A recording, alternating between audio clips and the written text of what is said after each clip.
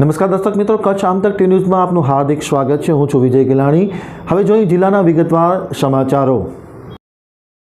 અમરેલીથી મારા પ્રતિનિધિ હિતેશ પ્રજાપતિનો એક વિસ્તૃત અહેવાલ। અમરેલી પોલીસની એક ઐતિહાસિક સિદ્ધિ હાંસલ થઈ છે।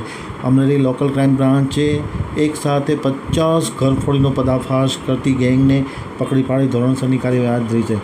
ગુજરાત રેન્જના આઈજીપી ગૌતમ પરમાર અને અમરેલીના પોલીસ નિરીક્ષક હેમકંતસિંહના સીધા નેતૃત્વ હેઠળ લોકલ ક્રાઇમ બ્રાન્ચે એક ગેંગને પકડી પાડી હતી। તેની આકરી પૂછતાછ કરવામાં આવતા તેમને 50 જેટલી ઘરફોડ ચોરી કરી હોવાની કબૂલાત પણ કરવામાં આવી છે। જેમાં પકડાયેલામાં પંકજ ઉર્ફે પકો, પ્રકાશ નગરસિંહ ઉર્ફે નગરો, સંજય ઉર્ફે દાસ, દિલીપ સોની સહિતના લોકોની ધરપકડ કરી તેમની પૂછતાછમાં આ પર્દાફાશ થયો છે અને 14.95 લાખ રૂપિયા તેમની પાસેથી કબજે કરવામાં આવ્યો છે। ગુજરાત સહિત મધ્યપ્રદેશના રાજ્યોમાં આ ગેંગે ચોરી કરી હોવાની કબૂલાત આપવામાં આવી છે। આ સંદર્ભે અમરેલી ક્રાઇમ બ્રાન્ચે કુલ 4 ઇસમોની ધરપકડ કરવામાં આવી હોવાની વાત AM પટેલે આમતક ટીવી સાથેની વાતચીતમાં માહિતી આપતા કરી હતી।